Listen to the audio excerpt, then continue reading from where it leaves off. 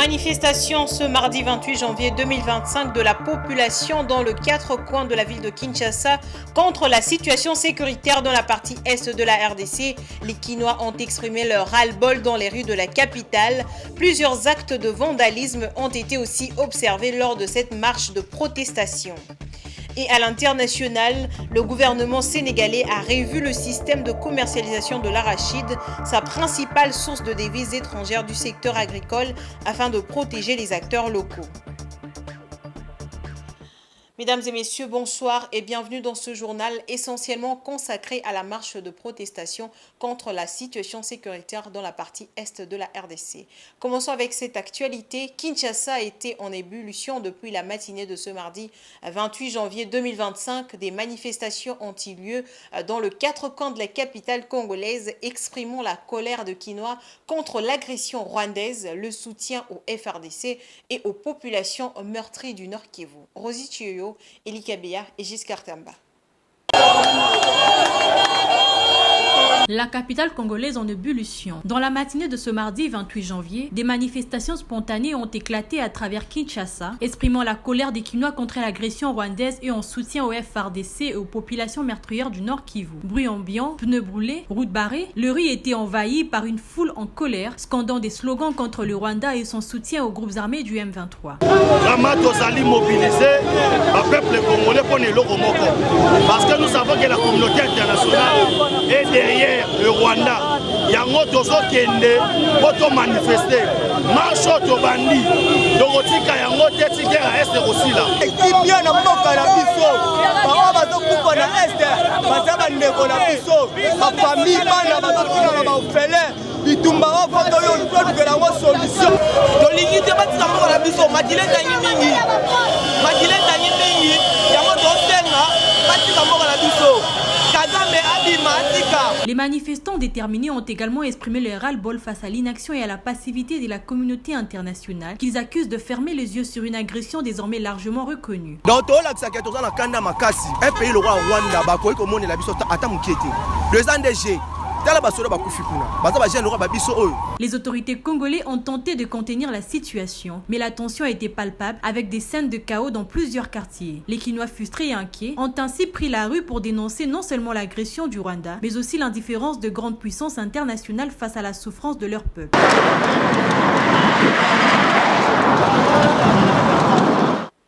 Et pendant cette même journée, plusieurs actes de vandalisme ont été observés.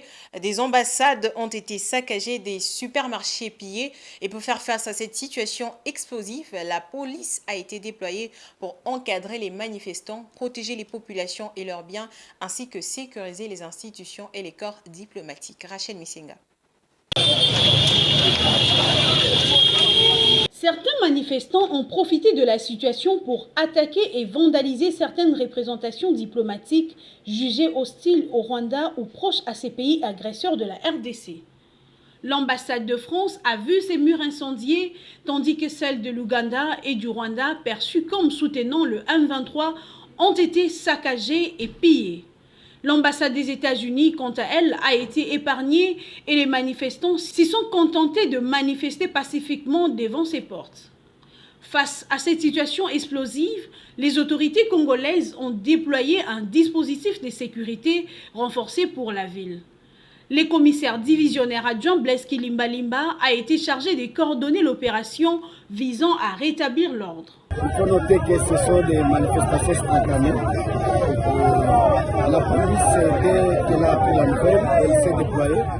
Et nous sommes déployés comme tu le vois là. Et c'est pour protéger la population et ses biens, les institutions, les corps diplomatiques. Tout le monde doit se sentir protégé.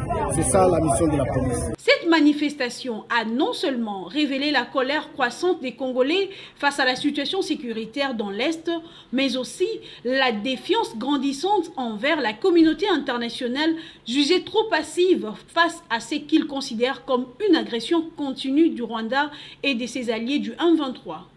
Les gouvernements congolais tend à rappeler au calme, à exprimer son mécontentement vis-à-vis de pays accusés de soutenir indirectement les groupes rebelles et à réitérer son appel à la solidarité internationale pour mettre fin à ces conflits meurtriers. Les tensions restaient vives dans la région et la situation à Goma, où les combats se poursuivent, demeure extrêmement préoccupante. Et plusieurs gouvernements ont fermement dénoncé les attaques et actes de vandalisme dirigés contre les ambassades à Kinshasa. À ces incidents qui ont impliqué des destructions des biens, des pillages et des intrusions sont survenus dans le cadre des manifestations dénonçant la situation sécuritaire dans l'est de la RDC.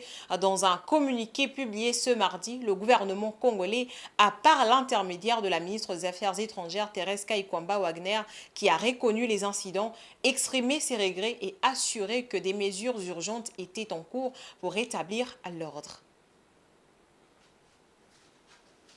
Et alors que la ville de Goma fait partie du secteur de production alimentaire et qui approvisionne certaines maisons commerciales à Kinshasa, le verrouillage des voies de transport représente un grand défi pour le commerçant.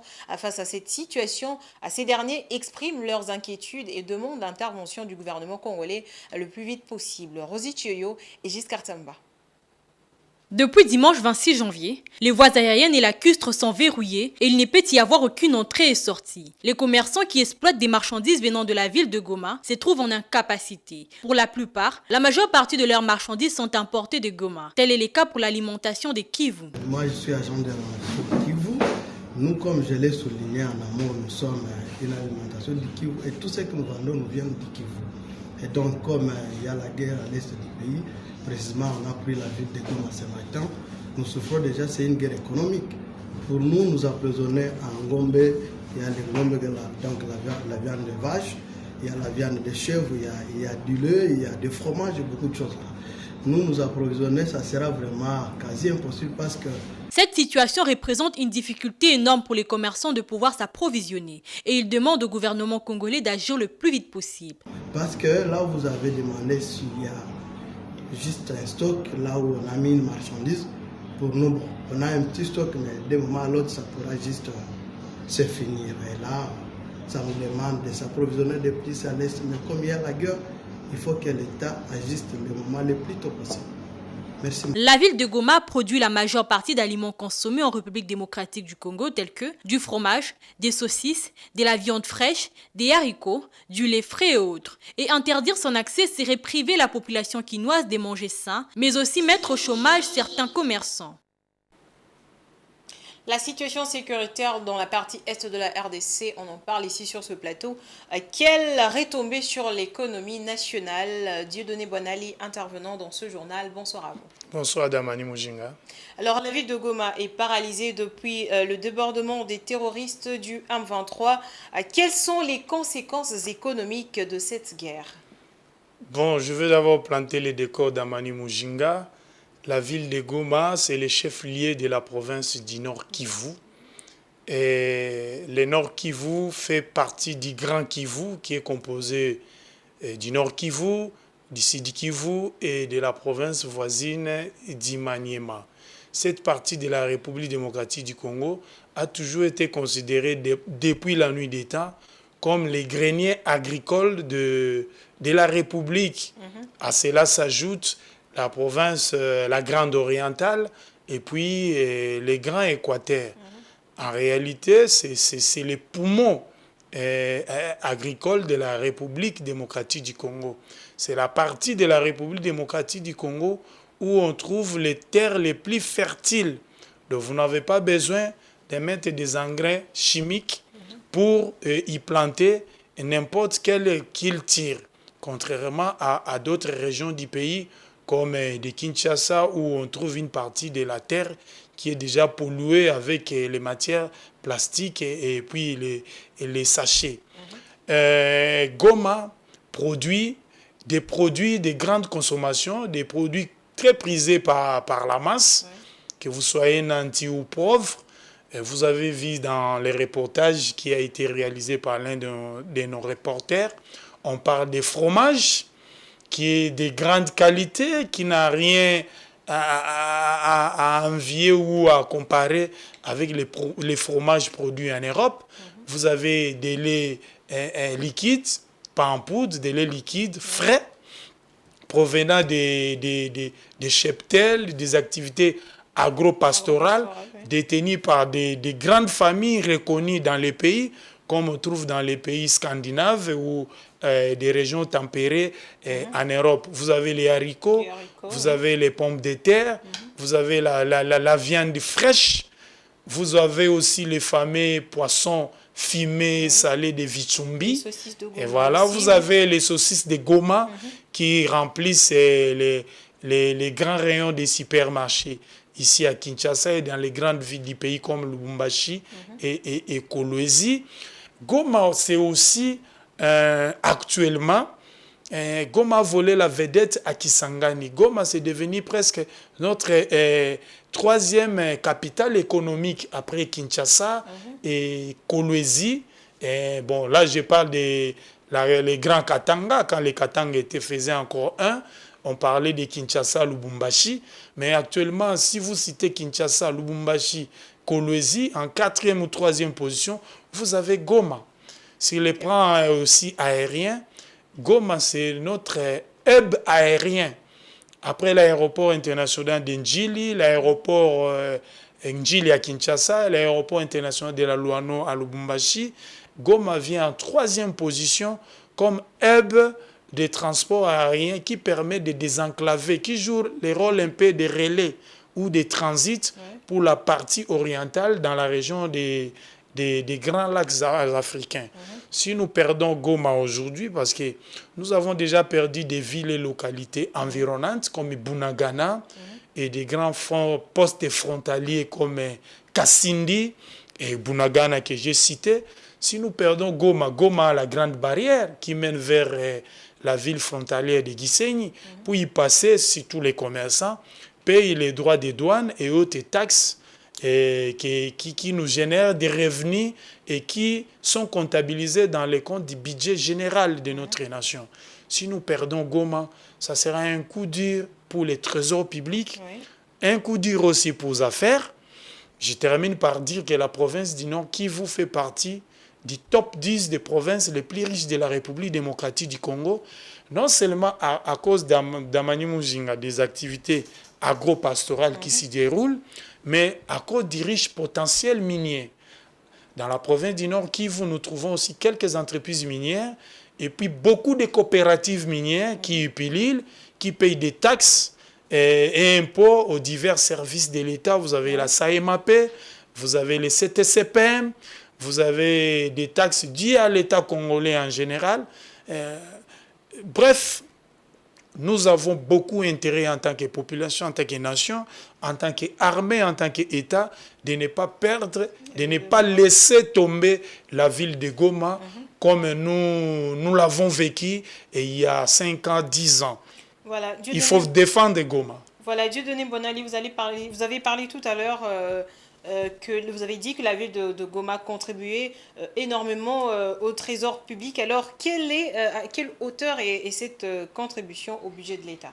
Bon, à l'ère actuelle, c'est difficile d'évaluer la contribution de la province du Nord Kivu dans les budgets de l'État. Vous savez, quand on dit guerre, la guerre est synonyme de déplacement massif des populations.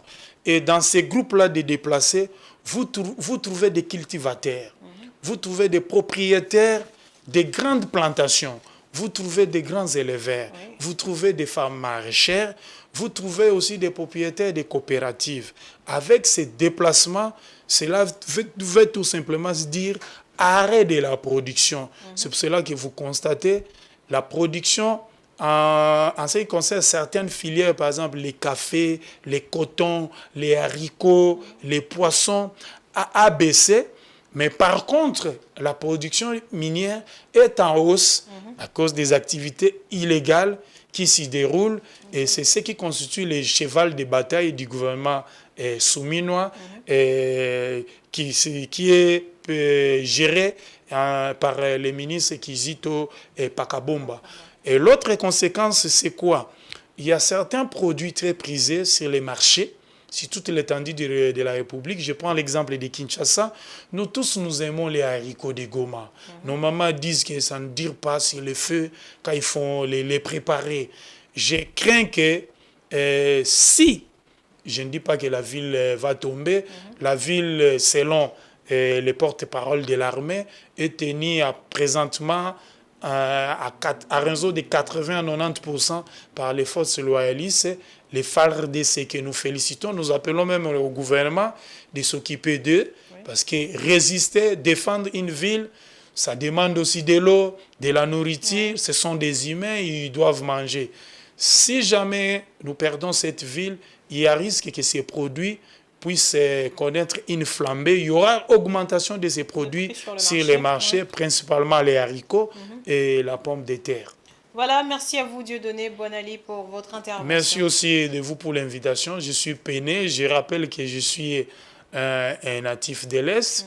J'ai appris à marcher, comme on dit en lingala, Konguluma, à Goma. Goma, c'est ma ville d'enfance.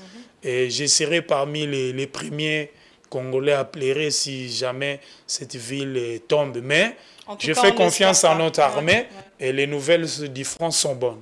Voilà, merci à vous Dieudonné Bonali. Poursuivons avec l'actualité.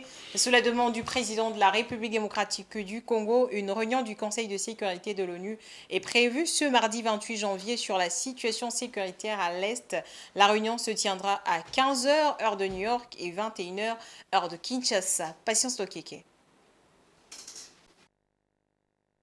La RDC a saisi la présidence du Conseil de sécurité de l'ONU, l'Algérie, pour une deuxième réunion publique sur la situation sécuritaire qui prévaut dans l'est du pays. Cette réunion se tiendra ce mardi 28 janvier à 15h, heure de New York, 21h, heure de Kinshasa. Pour rappel, les conseils de sécurité de l'ONU avaient eu lieu le dimanche 27 janvier. La ministre d'État aux Affaires étrangères, Thérèse Kayikwamba, avait au cours de cette réunion dénoncé l'inaction de cette branche de l'ONU sur des alertes répétées du gouvernement congolais qui s'engage à exterminer la guerre à l'est de la RDC. D'un ton ferme, la ministre avait dénoncé l'actuelle position du M23 soutenu par le Rwanda qui a franchi les bornes 12 et 13 du poste frontalier séparant Goma et Gisenyi, pénétrant sur notre territoire en plein jour. La RDC avait ordonné également la fin immédiate des hostilités par le Rwanda et exigé le retrait immédiat des troupes rwandaises présentes sur les territoires congolais. Le secrétaire général des Nations Unies, Antonio Guterres, a exhorté lundi le groupe armé M23 à cesser immédiatement toutes les actions hostiles, à se retirer des zones occupées dans l'est de la République démocratique du Congo. Dans un communiqué publié par son porte-parole, Antonio Guterres s'est dit profondément préoccupé par l'escalade de la violence dans le Nord Kivu et a dénoncé l'offensive du M23 menée avec le soutien des forces de défense du Rwanda. Le lundi 27 janvier 2025, l'auditorium de l'hôtel Fleuve Congo a été le cadre d'un atelier crucial relatif au procès intenté par la République démocratique du Congo contre le Rwanda. Plus de 500 organisations non gouvernementales engagées dans la défense des droits de l'homme à travers le pays, ainsi que la Commission nationale des droits de l'homme ont participé activement à cette rencontre. Rachel Misenga. Dans son allocution, le vice-ministre de la Justice et du Contentieux international, Maître Samuel Bemba Kabouya, a d'abord rappelé à l'assistance que l'heure est grave. Le Rwanda, qui attaque désormais la RDC, ne se cache plus derrière la pseudo-rébellion du M23. La République démocratique du Congo est agressée par le Rwanda de Paul Kagame depuis plus de 2 décennies. Et de cette agression résultent beaucoup de cas de violation massive des droits de l'homme. Les droits des populations civiles sont violés. Il a ensuite mis en lumière L'enjeu majeur de cet atelier, celui-ci s'inscrit dans le cadre de préparatifs pour le procès de la RDC contre le Rwanda devant la Cour africaine de droits de l'homme et de peuple, dont l'audience est fixée le 12 février prochain à Arusha, en Tanzanie. Pour faire face à cette situation, Son Excellence, Monsieur le Président de la République, chef de l'État, Félix Antoine Tshisekedi Tshilombo, a organisé plusieurs fronts. Il y a le front militaire que vous connaissez, il y a le front diplomatique, mais il y a aussi un front de justice internationale dans le cadre du procès qui va s'ouvrir le 12 février 2025. Nous, ministère de la Justice, nous avons jugé bon d'impliquer la Commission nationale des droits de l'homme. Le vice-ministre a également exprimé avec fermeté que le Rwanda et Paul Kagame, auteurs de l'agression dans l'est de la RDC, devront un jour répondre de leurs actes. Il a souligné que ces actions ne resteront pas impunies, rappelant la détermination de la RDC à défendre le droit de ses citoyens et à restaurer la paix dans la région. Cet atelier a vu la participation du professeur Sylvain Loumou, juge constitutionnel, et de Paul Sapou, président de la CNDH. Autre chose, la semaine épidémiologique 3 a révélé des défis significatifs dans la lutte contre l'Mpox, avec des objectifs clairs et des actions prioritaires établies pour l'année 2025. Ces actions visent à renforcer le système de santé et à mieux cibler les zones les plus affectées. La semaine épidémiologique 3 a mis en évidence des défis importants dans la lutte contre l'Mpox, tout en définissant des objectifs clairs et des actions prioritaires pour l'année 2025. Une augmentation des cas chez les jeunes, notamment dans la tranche d'âge de 10 à 14 ans, a été observée dans les zones endémiques. Par rapport à l'année précédente, cette hausse marque une évolution préoccupante. Par ailleurs, une réduction des disparités entre sexes a été notée, ainsi qu'une évolution de la dynamique de l'épidémie. Et pour cette même semaine, nous avons eu à noter avec satisfaction l'inauguration du centre de prise en charge des maladies infectieuses, pratiquement pour la Mpox, au niveau de l'hôpital de la Quinoise, ce qui va soulager beaucoup plus les cas compliqués des enfants et les personnes très vulnérables comme les femmes enceintes. Donc ça, c'est pratiquement les opérations qui ont marqué cette semaine, et sans compter aussi la réception des vaccins qui vont aider non seulement à prendre en charge les adultes, et surtout les enfants à partir d'un âge d'1 an. Ça, c'est sur les points d'effet, mais la tendance épidémiologique pour la semaine qui vient de s'écouler, elle est plus ou moins stationnaire en termes de notification des cas, en termes de létalité aussi, mais il y a quand même des orientations qui ont été données pour que cette semaine qui commence, que les équipes soient déployées de façon à ce que nous puissions infléchir la courbe des notifications et que nous puissions aussi infléchir aussi la létalité pour la semaine qui commence. Concernant la situation à Goma, le contexte sécuritaire difficile persiste avec des combats dans et autour de la ville qui provoquent des déplacements massifs des populations. Une atmosphère de panique s'est installée, accompagnée des besoins accrus en soins de santé. Ce bilan souligne des défis persistants dans la lutte contre l'Mpox. Face à cette situation, l'UNICEF a fourni un soutien humanitaire crucial en distribuant des kits chirurgicaux, obstétricaux et des médicaments de base à l'hôpital régional militaire ainsi qu'au centre hospitalier de la police Charles Bisengimana. En sport, le tirage au sort de la 35e édition de la CAN 2025 a été effectué ce lundi 27 janvier à Rabat. La République démocratique du Congo est logée dans le groupe D en compagnie du Sénégal, du Bénin et du Botswana. Blaise Kouzola. La Confédération africaine de football a procédé au tirage au sort de la Coupe d'Afrique des Nations CAF Total Energy Maroc 2025 au Théâtre National Mohamed V de Rabat le lundi 27 janvier dernier.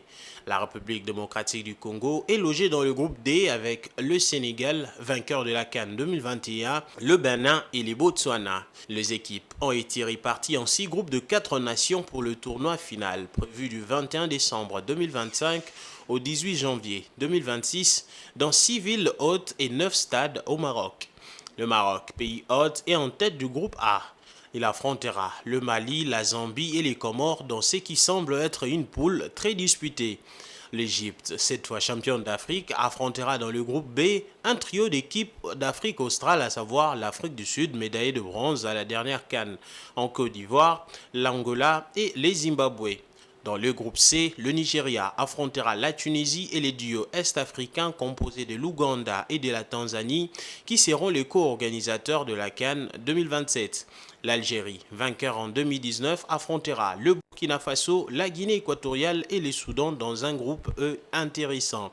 Et la Côte d'Ivoire, championne en titre, affrontera son vieux rival et 5 fois vainqueur, le Cameroun, le Gabon et le Mozambique dans le groupe F, alors qu'elle cherchera à remporter un deuxième trophée consécutif. Les 2 meilleures équipes de chaque poule se qualifieront pour le 8e de finale aux côtés des 4 meilleures équipes classées 3e. Les Léopards, logés dans le groupe D aux côtés du Sénégal, du Bénin et du Botswana, les hostilités seront lancées le 23 décembre contre le Bénin à Rabat. Suivra le choc contre le Lion de la Teranga à Tanger, 4 jours plus tard, soit le 27 décembre, avant de chuter contre les Gazelles à Rabat le 30. Notons par ailleurs que la phase de groupe de cette grande messe du football africain se clôturera 10 jours plus tard, soit le 31 décembre, et la finale, quant à elle, aura lieu le 18 janvier à Rabat.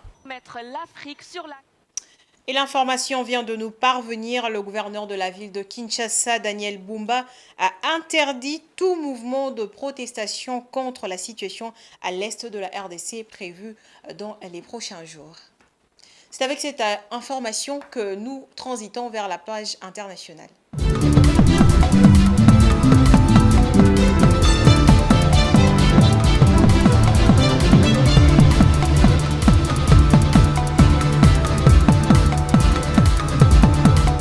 Le Burkina Faso a produit environ 67 tonnes d'or en 2024. La production d'or a depuis enregistré une baisse continue dans un contexte sécuritaire difficile. Malgré les nouveaux projets, les perspectives de croissance du secteur restent incertaines.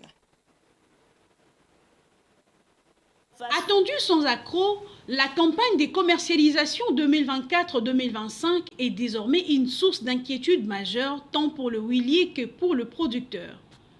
Plus de 2 mois après la suspension des exportations d'arachide par le gouvernement dans l'objectif d'éviter que les exportations ne concurrencent la commercialisation locale, l'heure est à la morosité dans la filière agricole. Le Burkina Faso a enregistré en 2024 une 3e baisse consécutive de la production industrielle d'or. Alors que le chiffre consolidé de l'année dernière ne sont pas encore disponibles, les données officielles montrent que la production à fin de novembre 2024 s'est établie à 47,7 tonnes d'or contre 50,9 tonnes pour la même période en 2023. Et les perspectives d'amélioration de la situation en 2025 restent incertaines malgré les nouveaux projets en cours. La baisse continue de la production d'or au Burkina Faso s'explique par une combinaison d'événements liés de près ou de loin à la situation sécuritaire. La compagnie n'a pas attribué directement cette transaction à la situation sécuritaire. Elle indique néanmoins dans son rapport 2023 que la cession d'actifs plus coûtés, plus risqués et à durée de vie plus courte, en particulier au Burkina Faso, fait partie de sa stratégie d'atténuation de risques. Le gouvernement a trouvé un accord avec les 2 parties en 2024 pour intégrer le mine au portefeuille de l'État, mais n'a donné aucune précision sur le plan d'exploitation à moyen terme. Malgré les départs de certaines compagnies de Burkina Faso, le pays reste attractif pour d'autres investisseurs qui ont débloqué ces dernières années de financement pour des nouvelles mines ou pour agrandir leurs installations. Pour le moment, il n'est Pour le moment, il n'est toutefois pas possible d'estimer dans quelle mesure ces nouveaux projets pourraient enrayer la tendance baissière de la production industrielle d'or au Burkina Faso. Rappelons que cette situation a un impact sur l'économie nationale alors que le secteur extractif représente 73,3% des exportations du Burkina Faso en 2022. L'or contribue à 96% des exportations du secteur extractif. Le gouvernement obtient également 20,9% de ses recettes grâce au secteur qui contribue enfin à 14,5% du PIB. Et au Sénégal, l'arachide est la principale source de devises étrangères du secteur agricole. Le système de commercialisation de l'oléagineux a été revu depuis quelques mois par le gouvernement pour protéger les acteurs locaux de l'industrie. Suivez. Attendue sans accroc, la campagne des commercialisations 2024-2025 est désormais une source d'inquiétude majeure tant pour le huilier que pour le producteur. Plus de 2 mois après la suspension des exportations d'arachide par le gouvernement dans l'objectif d'éviter que les exportations ne concurrencent la commercialisation locale, l'heure est à la morosité dans la filière agricole la plus importante dans l'économie sénégalaise. Et pour cause, le gouvernement a fixé le prix du kilogramme d'arachide à 305 francs CFA contre 280 francs CFA un an plus tôt. Pour la campagne ayant débuté le 5 décembre dernier, ignorant ainsi la recommandation du Comité national interprofessionnel de l'arachide qui proposait plutôt un tarif de 290 francs CFA. Dans un tel contexte, le principal huilier du pays doit payer le kilogramme d'arachide à 335 francs CFA, ce qui pèse sur les ressources financières. Jusqu'à la campagne dernière, cette situation s'est confirmée avec le prix du kilogramme d'arachide proposé par les importateurs pouvant aller jusqu'à 300 voire 500 francs CFA alors que les prix planchers étaient de 280 francs CFA. Avec la situation de l'actuelle campagne, le tarif fixé par le gouvernement a suscité colère et incompréhension dans le rang de producteurs. D'autres exploitants prennent même le risque de vendre aux commerçants à des prix en dessous du prix plancher entre 280 et 290 francs CFA par kilogramme. Avec l'absence des débouchés et de risque d'avoir de stock sur le bras. Alors que sur le million de tonnes d'arachide produites chaque année, l'ensemble des capacités installées de la Sonacos et des autres acteurs du marché ne peut absorber qu'un maximum de 500 000 tonnes. Déjà, les pays en retrait face à l'augmentation de la demande d'importation en provenance de la Chine où la mauvaise récolte pousse les acteurs à s'orienter principalement vers le Soudan malgré la guerre et du côté de l'Inde qui est le second producteur mondial d'arachide. Place à présent à la revue de presse, sélection et commentaires de Rachel Misinga.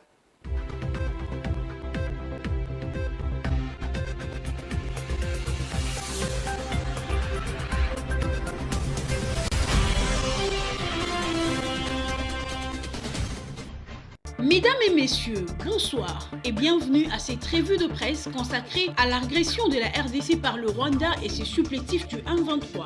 Info 27 titre à sa une « Goma, une ville qui ne cède pas », évoquant un élan patriotique à l'instar de celui observé en août 1998 contre les agresseurs rwandais. Malgré la désinformation orchestrée par les relais pro-Kigali, Goma reste sous le contrôle majoritaire de forces armées de la République démocratique du Congo qui détiennent 80% de la ville, comme l'affirme le ministre du Développement rural Moïse Dozangi. Ces informations viennent contredire les rumeurs amplifiées par les réseaux sociaux dénonçant des prétendues victoires du M23 qui sert de façade à l'armée rwandaise.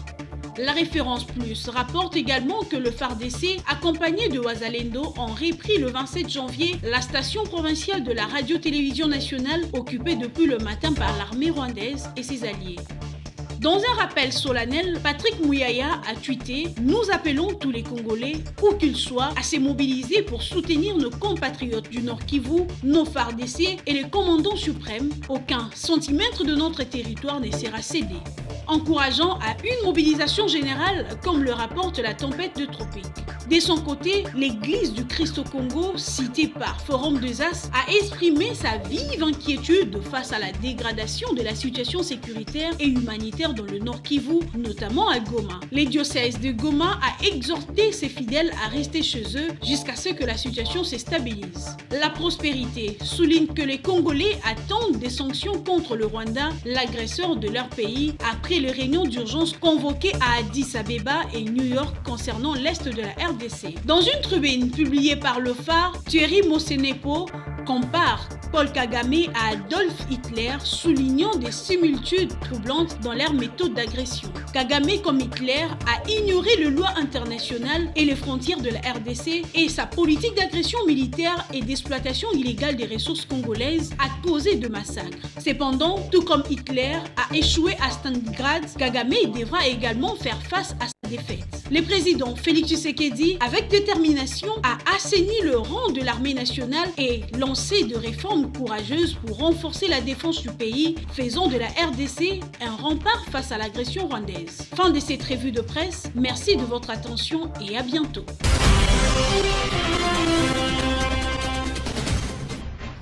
C'est ainsi que nous mettons un terme à ce journal. Place au rappel des titres.